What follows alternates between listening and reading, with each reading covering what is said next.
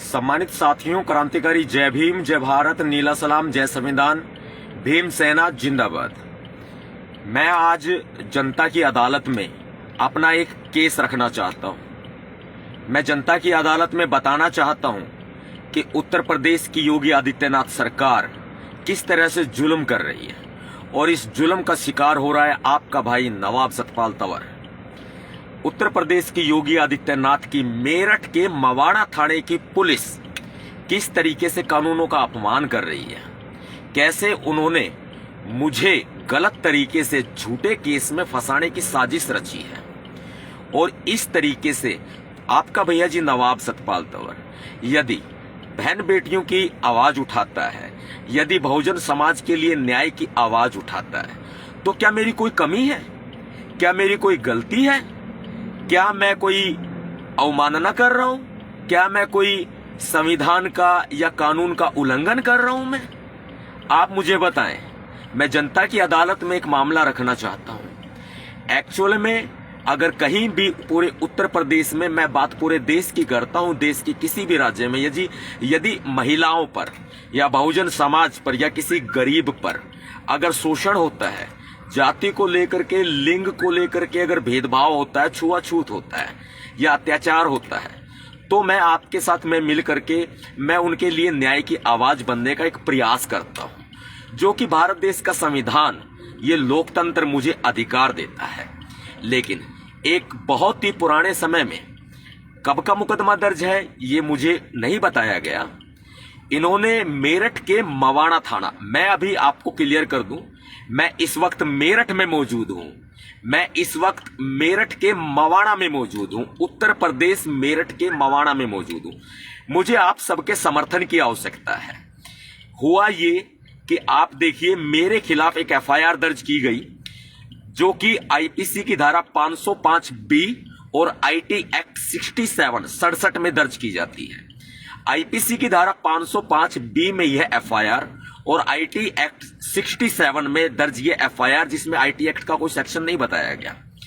IT act में दर्ज ये एफआईआर, इस एफआईआर में जो इस थाने के अंदर पुलिस अधिकारी होते हैं जिनसे फोन पर बातचीत होती है, उन पुलिस अधिकारी का नाम है मिस्टर रामवीर जी। मिस्टर रामवीर जी हमारे घर पर, मेरे पैतृक गांव के अंदर, वो अपने कुछ पुलिस मुलाजिम भेजते हैं।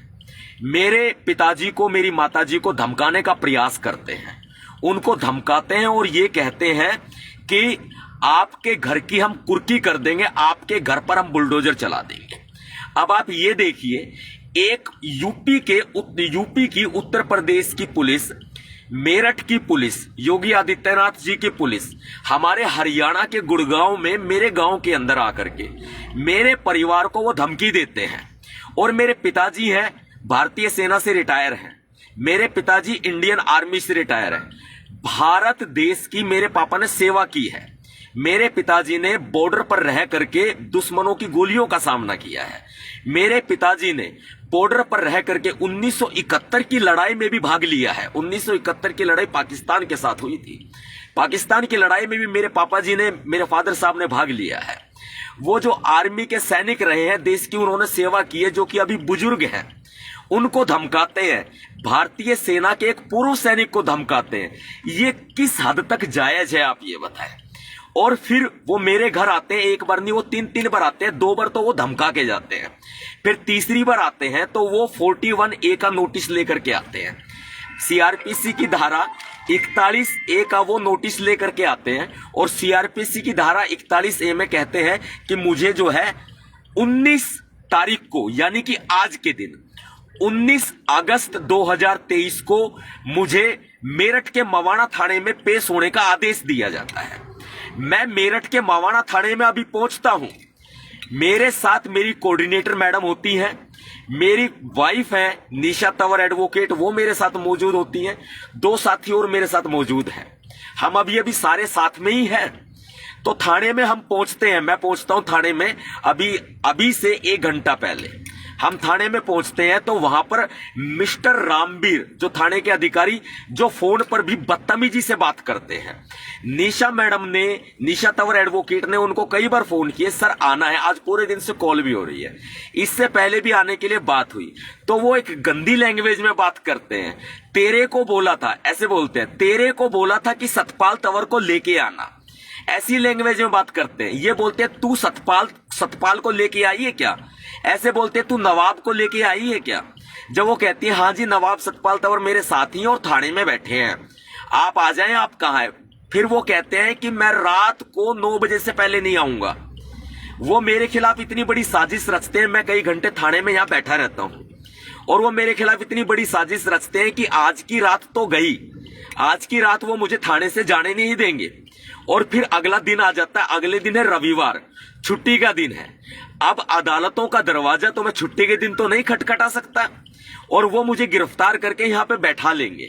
और जब वो मुझे गिरफ्तार करके बैठा लेंगे तब ऐसी कंडीशन के अंदर वो मुझे जांच का बहाना करेंगे, जी हमारी जांच पूरी नहीं हुई है या सतपाल तंवर जांच में सहयोग नहीं कर रहा है। देखिए मेरी ड्यूटी थी, मेरा कर्तव्य था, मैं भारत देश का नागरिक हूं, मेरे कुछ मौलिक अधिकार है तो मेरे कुछ मौलिक कर्तव्य भी है मेरे देश के प्रति, मेरे देश के कानून के प्रति, मेरे देश के संविधान के प्रति। तो अपने देश के संविधान के प्रति और अपने देश के कानून के प्रति मैं अपने मौलिक कर्तव्यों का निर्वहन करता हूं। और मैं पुलिस के बुलावे पर, आईओ के बुलावे पर, रामवीर जी के बुलावे पर मैं थाने में मौजूद होता हूं, लेकिन वो उपस्थित नहीं होते हैं, वो नहीं आते हैं। वो मुझे फोन पर जो है वो भद्दे तरीके से बात करते हैं। जब निशा तंवर एडवोकेट उनको फोन करती हैं तो वो भद्दे तरीके से बात करते हैं। ये ऐसा क्या योगी आदित्यनाथ जी, आपने अपने पुलिस अधिकारियों को क्या ऐसे बात करना सिखाया है? अब उनकी कॉल रिकॉर्डिंग हमारे पास सारी मौजूद है, वक्त पड़ने पर अगर हमें अपलोड भी करवानी होगी कहीं तो वो हम अपलोड भी करा देंगे। अब मेरी बात को ध्यान से सुनिएगा, मैं अपने साथियों से, मैं पूरे, देखिए मैं अपने इस केस को, एक नवाब सतपाल तंवर जिसके ऊपर इतने मुकदमे दर्ज हैं, अपने देश की, अपने समाज की आवाज उठाने के लिए, बहन बेटियों की आवाज उठाने के लिए, मैं जेल भी गया हूं अनेकों बार, लेकिन मैंने कोई गुनाह नहीं किया, मैंने कोई किसी तरह का क्राइम नहीं किया है, मैंने कानून का, संविधान का अपमान नहीं किया है। मैं इस सरकार की ज्यादती का शिकार हो रहा हूं, मैं इस सरकार की तानाशाही का शिकार हो रहा हूं। मेरी क्या गलती है, मेरी क्या कमी है? मेरे पास में एविडेंस है, मेरे पास प्रूफ है।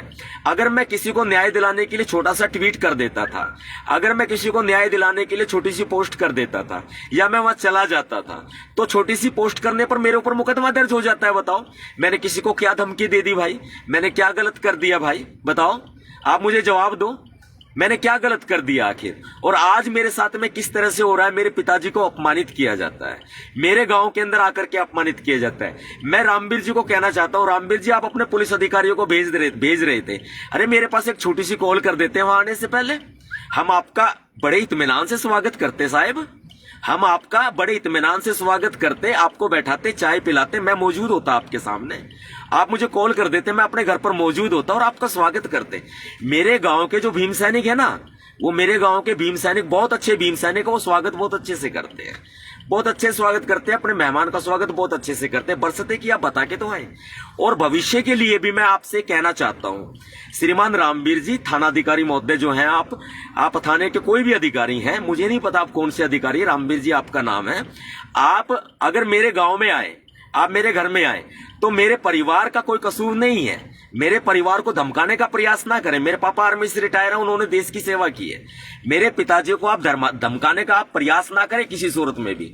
जब आप मेरे पिताजी को धमकाने का प्रयास करते हैं, मेरे पिताजी को धमकाते हैं, उनका अपमान करते हैं, तो देश की सेना का अपमान होता है, देश के सैनिकों का अपमान होता है, इंडियन आर्मी का अपमान होता है, भारतीय सेना का अपमान होता है। अरे आपकी नजरों में अगर मैंने क्राइम किया तो मुझे धमकाओ भाई, मुझे टॉर्चर कर लो भाई, मैं सारा टॉर्चर सह लूंगा आपका, कोई बात नहीं, मैं इतना सारा टॉर्चर आप लोगों का सह लूंगा, कोई बात नहीं है। मैं अपने देश के लिए, अपने समाज के लिए मैं वो भी करने को तैयार हूं, मैं पुलिस की ज्यादती भी सहने को तैयार हूं, हर तरह से तैयार हूं। लेकिन भविष्य में, मेरी बात ध्यान से सुने श्रीमान पुलिस अधिकारी महोदय, आप रामवीर जी और वहां के जो मेरठ के जो एसएसपी हैं या फिर जितने भी पुलिस अधिकारी, मेरी बात को ध्यान से सुने। भविष्य में, इस वीडियो के बाद भविष्य में जब भी आप मेरे पैतृक मकान पे, मैं रहता नहीं हूं वहां पर, मेरे पैतृक मकान पे अगर आप कोई भी पुलिस अधिकारी या कोई भी कांस्टेबल या फिर कोई भी कर्मचारी भेज रहे हैं, कृपया करके एक बार फोन करें या मत करें, एक मैसेज जरूर डाल दें कि हम आ रहे हैं, मैं आपको वादा करता हूं आपका स्वागत यादगार किया जाएगा। आपका स्वागत ऐसा किया जाएगा, इतिहास में याद रखा जाएगा, क्योंकि हम मेहमानों का स्वागत बहुत अच्छे से करते हैं। हम मेहमानों को बहुत अच्छे से इज्जत देते हैं, हम कानून का पालन करते हैं। आप पुलिस के अधिकारी हैं, हम आपको पूरा सम्मान देंगे, हम आपका पूरा बहुत अच्छा स्वागत करेंगे, आपकी जांच में भी कोऑपरेट करेंगे, हम अच्छे से स्वागत करेंगे आपका। मैं अभी भी तो आपकी जांच में कोऑपरेट करने के लिए आपके थाने में मौजूद हुआ, लेकिन एक महिला जो आपको फोन कर रही है, आप उससे बदतमीजी से बात कर रहे हैं, ये तो आपको शोभा नहीं देता। क्या योगी जी ने आपको यही सिखाया है? हाँ, मैं अभी भी यहां मौजूद हूं और मैंने बहुत इंतजार किया आपका। मैं अब अपने घर के लिए निकल रहा हूं। सबूत के लिए मैंने थाने के मुख्य गेट पर फोटो खींच लिया है, मैं सोशल मीडिया पर अपलोड कर दूंगा, ताकि ये लोग 1% भी गलत ना कह सके कि सतपाल तंवर आया नहीं था। देखिए, मैं भीमसेना चलाता हूं, मैं भीमसेना के माध्यम से अपने समाज की आवाज उठाता हूं, मैं अपने देश की आवाज उठाता हूं, मैं महिलाओं की आवाज उठाता हूं। और आप ये समझें कि किसी भी रूप में जो है मैं कानून का उल्लंघन नहीं करता, लेकिन फिर भी अगर आप मुझे प्रताड़ित करेंगे, आप मेरे ऊपर झूठे मुकदमे लगाएंगे, तो ये अदालत, जनता की अदालत में मैं अपनी बात रख रहा हूं। मैं देश की न्यायपालिका में भी अपनी बात रखूंगा, मैं देश की अदालत में भी अपनी बात रखूंगा। मैं देश की अदालत को बताऊंगा कि किस तरह से मेरे ऊपर झूठा मुकदमा दर्ज करके मुझे परेशान किया जा रहा है। मेरे खिलाफ 41A CRPC का नोटिस देकर के मुझे थाने बुलाया जाता है, पूरा दिन यहां बैठाया जाता है, और किसी भी रूप में जो है मेरा कोई जांच का किसी भी तरह का कोई प्रावधान ऐसा नहीं किया जाता है। रात को मुझे बैठाने की ये प्लानिंग करते हैं, अगले दिन की पूरी करते हैं। तो अब मैं यहां पर बहुत बैठ लिया। देखो, मेरे भी अपने व्यक्तिगत कुछ काम है, कुछ मजबूरियां मेरी व्यक्तिगत है।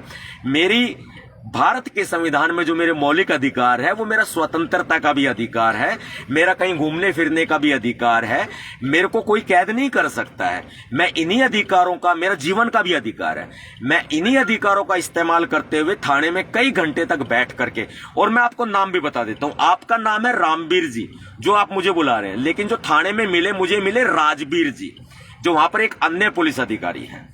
राजवीर जी मुझे मिले हैं, उनका चेहरा मैं पहचान सकता हूं, अच्छे से जान सकता हूं। अगर वो कल को डिनाई करेंगे, कोर्ट में मना करेंगे किसी भी रूप में, तो मैं उनको पहचान सकता हूं कि राजवीर जी कौन है। और मैंने फोटो खींच लिया है थाने के मुख्य गेट पर, मवाना कोतवाली थाने के मुख्य गेट पर मैंने फोटो खींच लिया है कि मैं यहां पर मौजूद हुआ हूं पुलिस के बुलाने पर। मैं गलत नहीं हूं। अगर भविष्य में श्रीमान जी आपका आना हो मेरे पैतृक मकान पे, तो बता दीजिएगा, एक बार जरूर बता दीजिएगा, बिना खबर किए मत आइएगा प्लीज। मैं कृपया करके, मेरी रिक्वेस्ट है आपसे, क्योंकि आप खाली हाथ चले जाएं, मैं तो ऐसा नहीं चाहता। आप खाली हाथ नहीं जाने चाहिए ना, आप हमारा सम्मान लेके जाएं, हमारा प्यार लेके जाएं। जो हमने प्यार, हमारे अंदर आपने प्यार नहीं देखा अभी, हमारा सम्मान नहीं देखा अभी, आप लेके जरूर जाइएगा, मुझे बताइएगा जब आएंगे। जब एक बुजुर्ग माँ को, बुजुर्ग पिताजी को जो भारतीय सेना से रिटायर है, उनको धमकाना क्या ठीक है? भारतीय सेना के पूर्व सैनिक जो आज बुजुर्ग हैं, उनको धमकाना क्या ठीक है? आप ये बताएं।